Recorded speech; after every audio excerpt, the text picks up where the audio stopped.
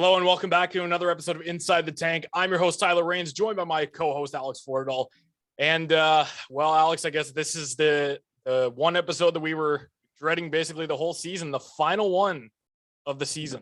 Yeah, final one, buddy. Yeah, it's over. It's all over, man. I can't believe it had to end this early, but they put up a hell of a fight. No, they did. They really did. Listen, like a sweep is a sweep, but for those who actually watched every single game in the series, you would understand it wasn't a dramatic, overwhelming bombardment of offense from Hamilton. It's not like we were just terrible in this series. No, and every game we played against Hamilton, we were progressively better. The Steelheads were progressively better in every single aspect of the hockey game. So honestly, man, I think this was a great experience for the team, honestly. I agree. Yeah. And for a lot of the guys that were playing their rookie seasons, their first years, they put up a good amount of fight, like I said. Oh, they did. So I don't think there's anything to be ashamed of. This was a season of learning. And given the fact that they did everything they could, they gave it every last inch that they had. That was a great year. Hamilton was just a better team in that series, but they did super, super well. And I mean, honestly, there's a lot to be proud of, and there's also a lot of lessons to be learned. So absolutely. We're going to be talking about that. We're going to do a season recap, give our final thoughts on the team. And then at the end, we're going to also attach some exit interviews that we did through yesterday when they were doing their locker cleanouts. This is going to be a little bit of an interesting one. They all seemed kind of satisfied that they were at least able to reach the second round, but there was a sense there that there was more to prove, as there usually would be with teams that are out in the second round. So we are going to play those at the end of the episode when we're done talking there, so you can stay behind and listen if you so choose. But for the time being, Alex, let's go through this series and just start talking. I know that the first couple of games were, I would say all four games were really, really close games. They were closer than other, outside OHL fans and other teams may think it would be. It was, because on paper you would think, because where did Mississauga finish in the Eastern Conference again? I'm finished fourth place. They finished fourth place. So you have the first seed in the Eastern Conference, the best team record-wise in the whole OHL against the fourth seed in the Eastern Conference, right? Especially, a team in Mississauga that didn't have the best of second halves. They had an incredible first half. Their best team in the OHL, arguably the CHL in the first half, but the second half, things fell apart. But honestly, like, you know what? They played hard. They played hard. They played like they had a lot to prove, a lot to sustain, not only in the season, but just overall as a hockey club, right? Because you and I remember both earlier in the year, they beat Hamilton a good amount of times in the first half, of course, because of the condensed schedule and everything that, they could only face like close opponents, right? So exactly, there wasn't a lot of variety in terms of who they faced when it comes to opponents, right? But of course, that was before the Arbor Jack guy acquisition and the Mason McTavish acquisition, right? So it just goes to show how helpful it is to have a third overall pick on your team, at least at the major junior level, right? That's true. And I mean, I gotta compliment Hamilton on how well they did, because they got all the pieces that they needed. Time will tell if that pays off. They're going up against North Bay in the Eastern Conference Finals, so congrats to the Bulldogs on making it this far. But the important thing is that this Steelheads team just completely blew everybody's expectations out of the water. It's like we were talking to JR and everybody throughout the season. We were supposed to be a bottom four team that was going to be absolute garbage. They turned that around. They finished top four in the Eastern Conference, got to the second round. There's nothing to be ashamed of. Absolutely. They played extremely well through the majority of the season. They had a rough patch there in the second half before the end of the regular season, but they did extremely well. They took out Barrie in that game 6, ended up winning 6-4. That was a perfect game. All of the games that they played against Hamilton, like, they were close games in the sense of the score wasn't like a blowout. You know what I mean? First game, 4-2 loss. Second game, also a 4-2 loss. They only had a point where they were allowing 2 more goals. And the difference between these guys not scoring the other 2 goals was Marco Constantini. Yep. And Arbor Jack. He was incredible. The back end he's incredible of Hamilton's team is deadly. Mm-hmm. But the thing is, they're not going to have these guys next year. Right? Like, there are a lot of players who are leaving that team, Mm-hmm. but the reason why this game was so close and why the series was so close, I think, is because of the goaltending and the defense. Now, Roman Bazarin went down with an injury in that first game in the warm-up. Second game. Second game in the warm-up. Yeah. That was so unfortunate. I feel so bad for him because, I mean, that was basically his last chance to play junior hockey, right? Mm-hmm. And, you know, he was unable to finish it out. Joe Ranger coming in, you got to give him a round of applause because, I mean, he dealt with the pressure so well. Honestly, he dealt with the pressure so well. He gave it his all. I think this team, they gave it everything they had. No, they did. It wasn't a lack of effort. Definitely. That's something to just be super proud of them. There's, again, I'm going to keep saying it. There's nothing to be ashamed of with this team because they tried their hardest. They gave it their all. And I think next year they're going to be a better team as a result of that. Oh, absolutely. So when we were talking to Ethan Del Mastro, we were asking him about, you know, potentially coming back next season if that's in the cards. There is something to prove. I think that, you know, you made the second round, you kind of thwarted off everybody that said, hey, you're not going to make it anywhere. Now is the time to contend because you have your core pieces intact. You got to stock up a little bit on the goaltending and the defense. And I think you're good. And you don't even need to necessarily look at the goaltending, right? You have 2, potentially 3 solid goaltenders that you can go off of. Joe Ranger's obviously going to be the starter. I would assume that that's going to be the case. If he's not the starter, I'm going to riot. Ryerson Leanders, Vancouver style. This city's going to be gone before if Joe Ranger's not the starter, man. And I remember I was saying to you, I think a week ago or so, that you could go with Joe Ranger as a starter and then a potential 1-2 punch of Leanders and Cowich. You could, yeah, absolutely. Because I think that would give him a little bit of good experience, right? No, that's fair. But I mean, honestly, this series was incredibly close because of the goaltending and the defense on both sides. So just huge congratulations to both these teams, man. I'm blown away because, again, everybody just tossed the Steelheads aside and said, you know, they're not going to be a legitimate force. They were. And I think that's, you know, something to be very proud of if you're not only just a player for the team, but if you're a fan, if you're someone who has followed this team for the last 10 years, that's definitely something to be proud of. And they will be back. Oh, yeah. They will be back, and they will be stronger than ever. So this is going to be an interesting off season. When you were talking to JR, he mentioned that there are a couple of players that are leaving, Kasper Larsen being one of them. Kasper Larsen's officially leaving. Yes. Ulrik Björkvikholm will likely not be back. He's going to be going to the AHL. He can't. He by the rules of the CHL NHL agreement, he cannot come back. So he's gone. Yeah, so he's gone. He's gone. Looks like Michael Stubbs won't be back. He's going off to Thunder Bay school, post-secondary. I think it's Thunder Bay. I'm pretty sure he said Thunder Bay, but congrats, Michael Stubbs. So yeah, there's going to be a little bit of a hit on the team here, right? And then plus you're obviously losing Aiden Pruder, Evan Brand, and Roman Bazarin, right? So you just lost 3 of your best defensemen. You're gonna have 3 of the 6, really. You lost 3 of the 6. You're gonna have to fill some holes, right? And he was talking about how the Steelheads might be busy, not just in the import draft, but signing some free agents that can come in as well. Yeah. This is going to be interesting because you have a lot of potential options that you can stock up on the defense, because you look at the prospects that they drafted this year, the prospects that they drafted last year in Finn Harding, Declan McDougall, exactly. Yep. Like, you have a lot of options that you can go with on the defense. but it's just a matter of what's going to happen and when.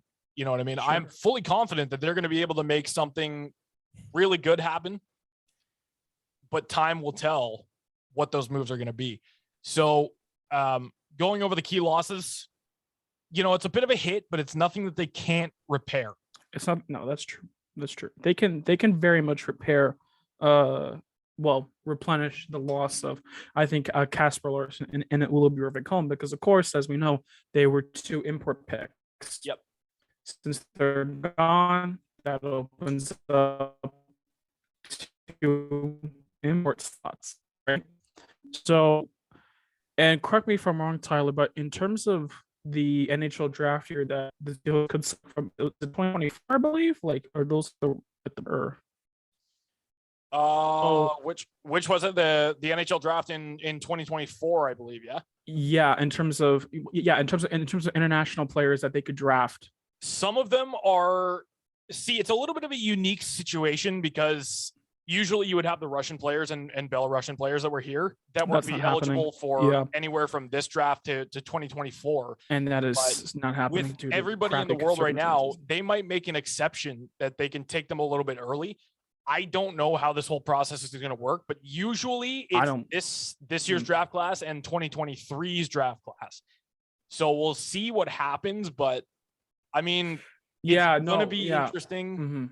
Mm-hmm. Mm-hmm. I'm not sure. Yeah, I'm not entirely sure how that's going to work. Yeah. The only reason why I asked is because I'm thinking Ulla Bjorvik, they drafted him from the States. He was playing in the States. He's Norwegian. Yep, he's awesome for that. Drafted from the States, but the thing is, he could have played. Realistically, he could have. If you include the season where COVID hit, he could have played 3 years. Yeah, he could have played 3 years. Kasper Larsen, he was drafted in that missing COVID year, I believe, right?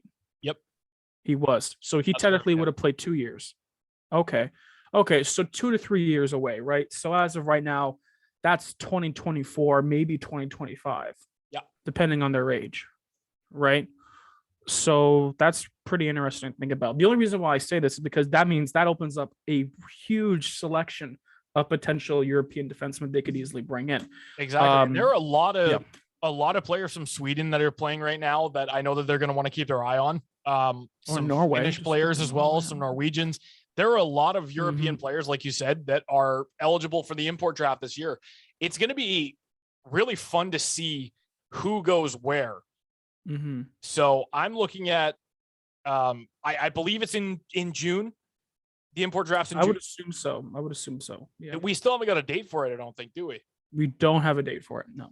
Yeah, but I mean, regardless of when it is, I think that they're going to be busy this offseason. Training camps in August. You're going to see a ton of new faces there. A lot of open spots on the team. Mm-hmm. This is going to be one heck of an offseason for not only for the coaching staff, for the GMs, and even the players, because they're really just going to have to train for the rest of the summer, right? So, absolutely. It's going to be interesting. It's going to be very interesting. And you know what? I just did a quick Google search, and we do have a date for the import draft. Okay. July 1st. Okay. So there you go. Canada, baby. Oh, Canada. Nothing says more Canadian like the CHL import draft. Gotta love it. There you go. Yep. There you go. Yeah. It is on Canada July Day. 1st.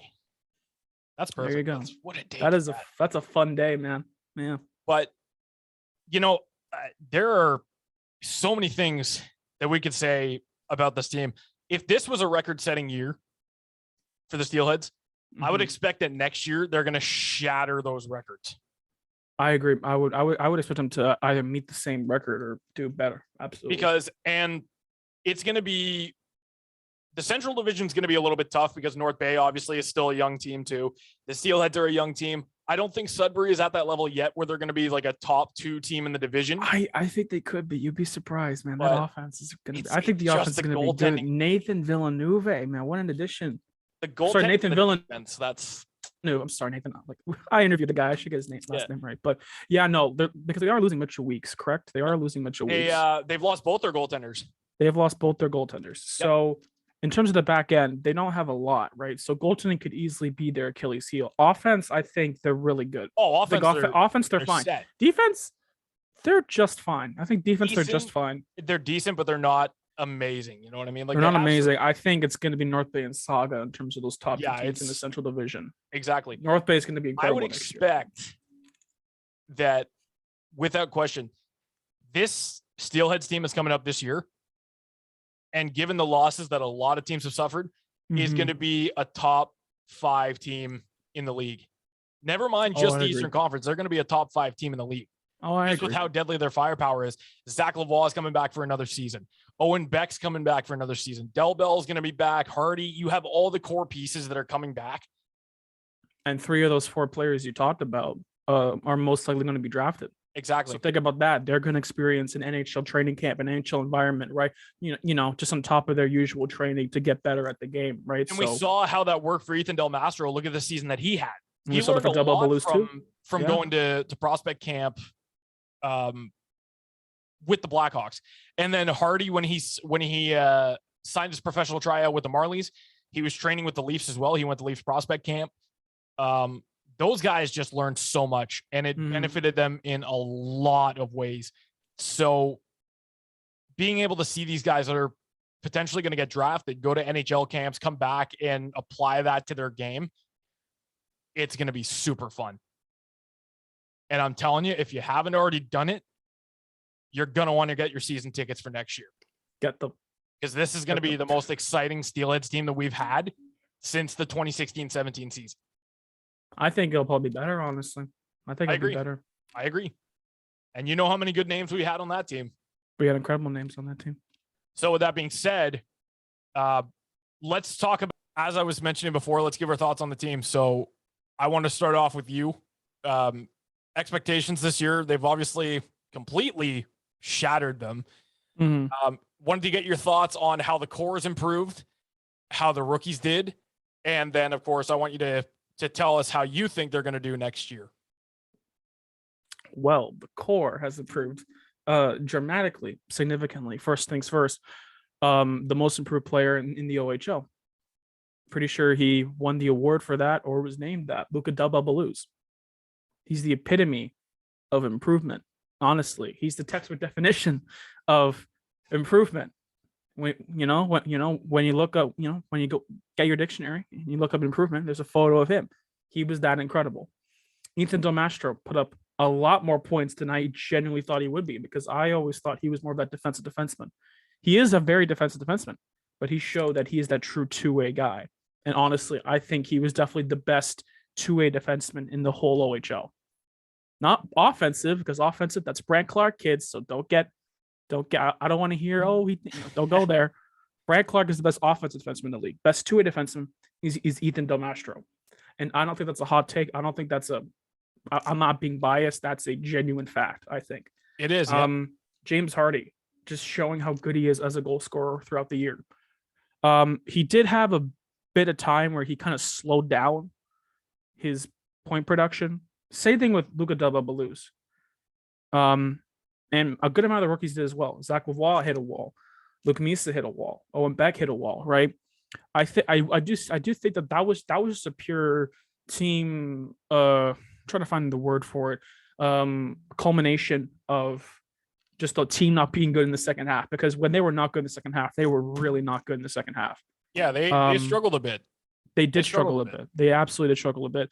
So honestly, I think the core has improved tenfold. I think they've improved tenfold, and it gets me excited for what they'll do next year. The rookies, oh my God, they were incredible. They were absolutely incredible. Owen Beck, what the hell was that? Oh my, incredible. I didn't expect that from a second round pick. I really didn't expect that from a second round pick, but it just goes to show, number one, how good the Steelheads scouting is to get him in the second round. Yep. That's number one. Number two, how good he is as a player. Zach Lavoie, oh my gosh, he is dynamic. He's not just a goal scorer. He's a great passer as well. And we saw in the playoffs. I think we learned a lot about him, a lot about Owen Beck, and a lot about Luke Misa in the first and second half.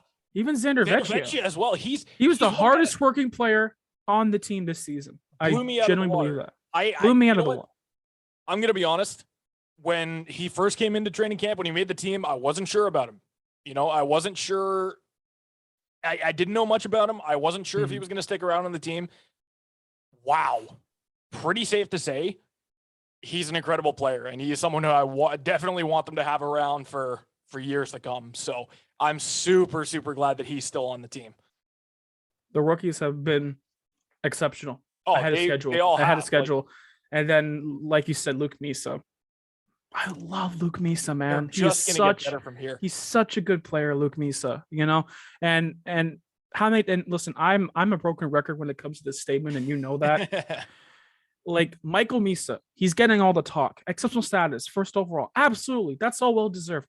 But people, please do not, Luke Misa is an incredible player. He's an incredible player. He plays exactly like Michael.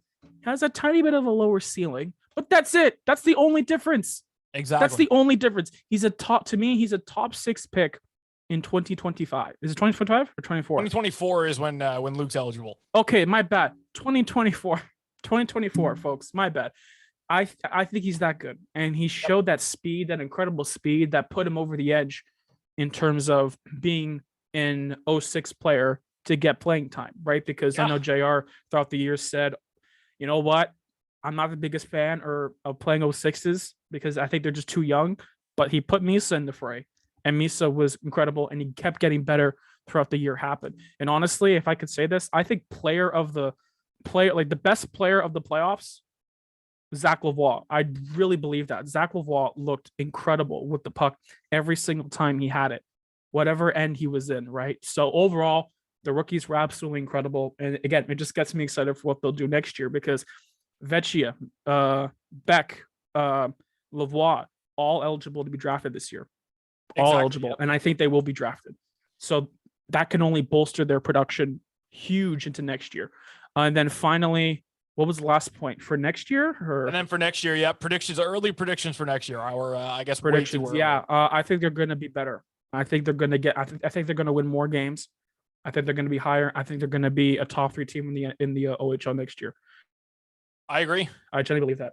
And I said that just because of the offense, plain and simple. I will say that it does depend. It all depends on the replacements for Larsen and Bjorvik, right? They have two open import slots. I would salivate at that thought of just having, those. Think about it, because those 2 slots could be used on incredible players. My only thing is, don't waste the slots on players that aren't going to commit.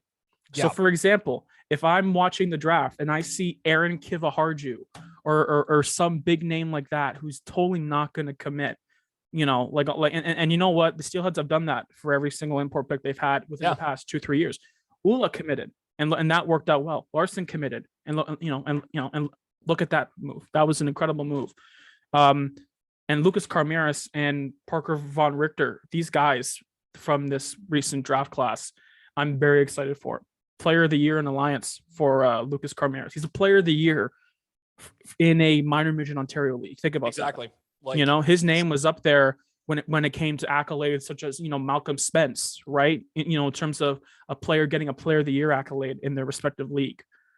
So the sky's the limit, I think, for their offensive production. I will say though, their success in the long run next year depends on the defense.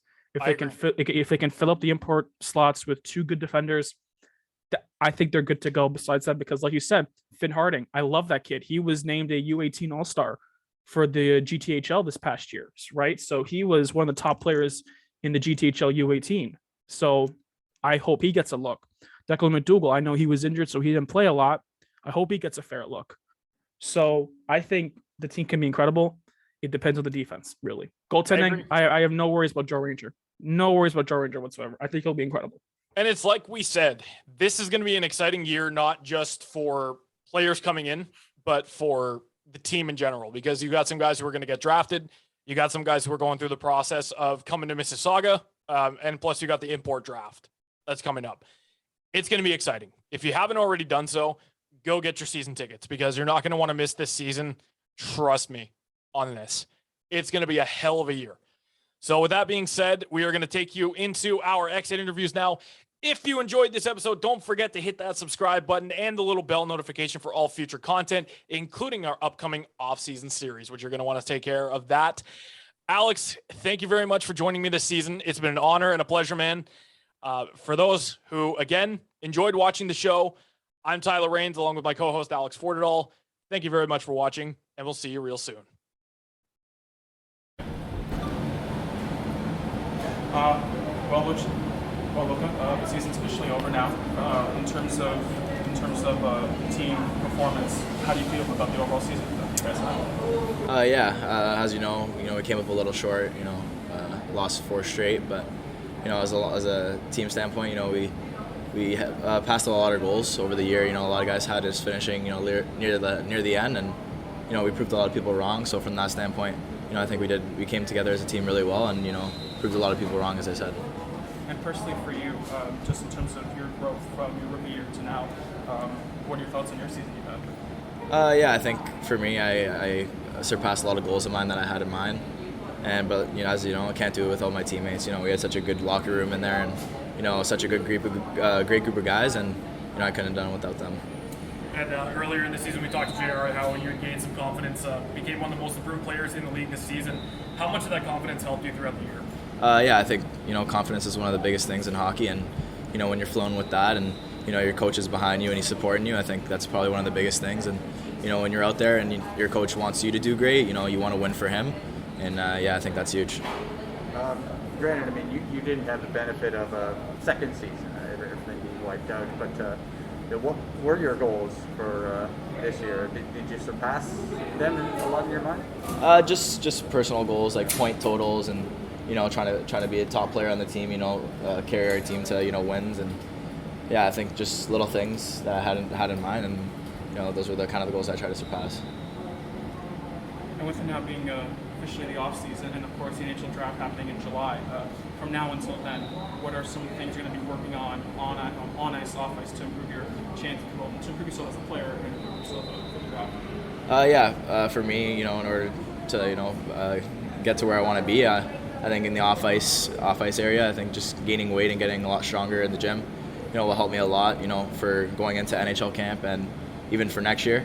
So that's where I'm really focused. And then for on ice, I think skating's a huge thing that I need to work on, and Jared's been helping me a lot, and we'll see where that takes me. When it comes to the lessons that were learned this year, what's one thing that you can take into next season that you can learn from this year? Just to never give up, and like I said, a lot of people counted us out at the beginning of the year, and I think our team was really persistent. We showed a lot of courage in that dressing room, and just don't let anyone put you down, and just prove people wrong.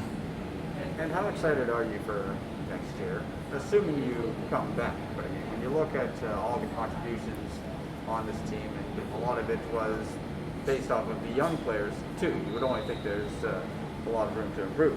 Yeah, exactly. Like you said, a lot of young players. So, next year our group's looking like we can have a pretty dangerous team, and it's honestly really exciting to see what's going to go on next year, and with everyone coming back, and we should have a really good team, as I said, and it's going to be exciting.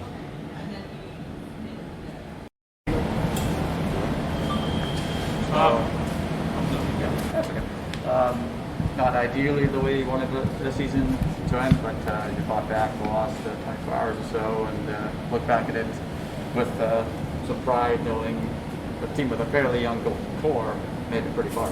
Yeah, looking back, it sucks losing, and it's tough, but sometimes you got to stop and look and see how well the season really went, and for a team that wasn't expected to do much, and I think we came out and surprised a lot of people, and overall had a really, really good year, and some really good players, and I think a lot of players took big steps this year, and I thought I had a good year as well, and I think just moving forward, got a lot of young guys that are high-end talent, so it should be exciting to come back next year.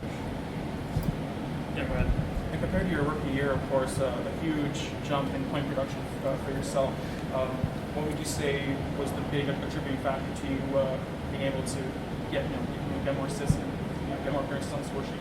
Yeah, I think obviously had a big off season, working on that kind of stuff. But I think one of the main things is just confidence. Coming in, you're a little bit older, and you got a little more trust from the coaches, and you kind of establish yourself with the team a little more. So I think just being confident in myself and my ability to make plays, it just kind of allowed me to have a little bit of stronger year from point production wise. So. As someone who's captained this team basically all season long, just wanted to get your thoughts on the season overall, just from a team standpoint as well as yourself. Yeah, I mean, like I said, a really young group that kind of came in, you didn't know what to expect, surprised a lot of people, and made some good bonds and good friendships that last a lifetime. But overall, I think a lot of young guys came in. They always have that wall up, that shell, so it's kind of nice breaking it down. And I think our older guys did a good job of kind of including everyone, and definitely one of the tighter teams I've been on for sure. Touching on the captaincy part of it too, how do you think you've grown in terms of that leadership coming in from an 18-year-old captain to where we are now? Yeah, I think obviously it was new to me when I first was named captain. Being a little bit younger of a captain, you got to learn some stuff. But luckily, I had a good leadership my first year with Hammer. He taught me a lot, and I think just kind of learning from him every game was allowing me to kind of step in easily. But I think just as the year went along, you learn some more, and you kind of get a little bit of better feel for what it is. And I think overall, I just had good people around me, and it kind of made my job easy. I'm sure the goal for next year is to end up in Chicago, but how do you go about that achieving? Yeah, I think obviously just have a huge off season. It's about getting stronger, getting better, and just staying on the ice. And you go from there, and go to Chicago camp, and you try to make your mark and stick with that team. So it's just about being focused and coming into the camp with a lot of energy and just being excited. If you were to come back here as well, how excited are you for the outlook? Given, like we've said, a lot of young players here are expected to improve year to year. Yeah, exactly. Like you said, a lot of young players that have kind of made themselves one of the household names here in the OHL, and kind of really stepped up. And just excited to see some of our younger guys, go through the NHL draft and kind of see where they go. And moving into the next year, we got some good, upcoming rookies and some good older guys. So it should be a fun group next year, and kind of excited to see what we can do with that group next year. And in regards to whatever result comes out of you attending the Chicago NHL training camp, does it still feel like there's maybe some unfinished business with this team, especially given after the very competitive season you had in the second round exit? Yeah, I think for sure. Any team, when you lose, it sucks. And I think a lot of the guys here, we're having a good team and a strong team for next year. And I think a lot of guys focuses taking a stab at it next year and coming back with that mentality. And I think from the start of the season, we're gonna be ready. So. Well, James, another season's come and gone. Obviously, not the result that you guys would have hoped for, but just wanted to get your thoughts on what the season was like for you from a personal standpoint as well as a team standpoint. Yeah, I thought I had a really good season myself. I thought I took a lot of jumps forward this year, and I put my game to another level. And as a team, I think we exceeded a lot of expectations we had. I thought we came well as a group, and we battled hard throughout the whole season. Some adversity that happened through the season. We had a really good first round. I thought we gave Hamilton a good run the second round, and we'll be looked to come back next year and be stronger and better. I guess time will tell what happens with you, really, whether it's going pro through either the draft or signing or coming back and eventually signing. Regardless, you figure that a pro opportunity is in the cards for you at some point. But what are your thoughts going into the off season? Yeah, I had a good year, but there's more to come, and I think I just got to push myself harder this summer if I want to play pro. You gotta get stronger. Everyone out there is a lot bigger and meaner, so I think I got to get a lot stronger over this summer. And if I want to go pro, that's gonna have to happen. Even if I come back here next year, I still need to be stronger and be able to take my game to another level. We've always known the offense was there, no question about it. Do you feel like you've done enough to round out yourself to get a complete game like we've been trying the last few years? Yeah, I thought, like I said, this year I thought I took that step forward. I think I played more of a defensive game, 200-foot game, and I think that really helped me, and a lot of people saw it, and I think that's going to help me down the road. When it comes to the season, what was the biggest takeaway for you that you can take into next season? That people are going to doubt you guys throughout the whole year. People are going to say you guys aren't going to be able to do it, but we did. We were first place for a long time, and we did a lot of good things together as a group that are going to feed into next year. And of course, a majority of the core from this year will be coming back next year. Of course, Owen Beck, Zach Labata, Sander Vecchia, right? In terms of the names of the core, of course, including yourself. I know it's of course still early on, but when you think of next year, what are your thoughts? Is there any excitement knowing, especially guys like Holman Beck and Luca Del Bel Belluz, of course, will be going through the international draft? Yeah, like you said, all those guys, like, great hockey players already. They've only played 1 year, besides Luca, but, those kids are going to be drafted really high, and, they're all great hockey players, and this team's got a really bright future ahead of them, and especially next year, with all those guys coming back, that's going to be a hard-working, hard-fought team, and it's going to be a good season. It's the first time in a pretty long time this team has made it past the first round of the playoffs. Shorter second round than you would have liked, I know, but how far do you think that an experience like that can go, even going against a top team like Hamilton, just to see what it takes to excel in that environment? Yeah, obviously it helps. We had a lot of guys playing their first playoff game this year, and in the playoffs it's a different league. It's a big jump, and next year having all that experience going in and playing a team like Hamilton is a great team, and next year I think that's going to help us a lot. Have a lot of experience in the playoffs, and I think we'll be able to take it a lot further. There you go. Kasper, well, your first OHL season is now over. Just talk to me a bit about the experience it was playing in Canada and playing in the OHL. It's been a fun experience. I loved every day. I've been here every second with all the boys, and it's been different, but it's been good for me, and I've improved on and off the ice, so that's been really good for me. Just earlier this season, you set a record for most points in a game by a defenseman, tied with Chad Sharpe as well. I just wanted to get your thoughts on your season overall from a personal standpoint. I didn't really have like a amount of points I would set, but I'm happy with all the points I set up, and I couldn't have done it without the boys, and so I'm really proud of myself, and I love to be around the team, and I couldn't have done it without them, so that's why. And for taking part in that transition from European hockey to North American hockey, do you think you're a better player for it now? Oh yeah, for sure I am. It's faster over here. You got to think more fast than in Denmark. European, just normally. This is a smaller rink. The ice is smaller, so you got to get used to that. But I think it's been good for me, and I'm improved. So yeah. Now that the season's over, I got to ask you, what comes next for Kasper Larsen? I don't know yet. I would love to tell you, but I don't know. Depends on the draft and all that stuff. So we will see. And in terms of a message for the next wave of rookies coming in, of course, I know orientation camp started yesterday. So do you have a message for the new members of the organization since a year ago you were? Yeah, enjoy your time here. Have fun every day. Work hard. Give it everything you got, because else you will regret whatever you've done if you don't give 100%. So take your time and have fun here. Great. Of course, the season's over now. In terms of your own personal performance of the season and the team's overall performance, what are your thoughts?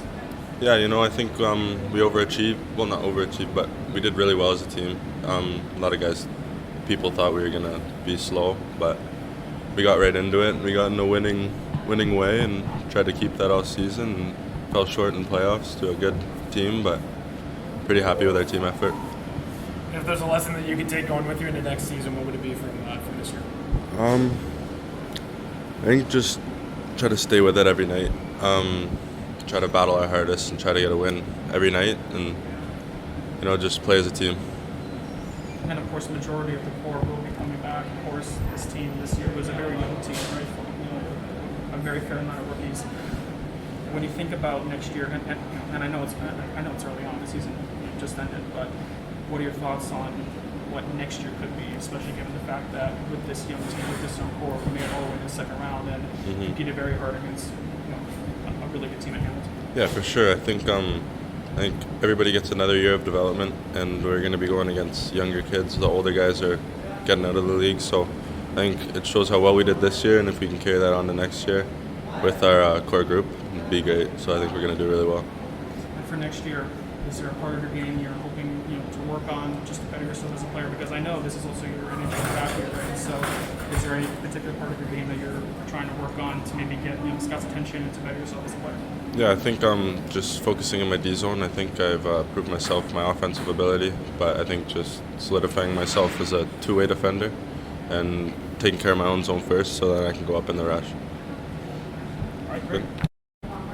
Well, Luke, of course, your first OHL season is now in the books.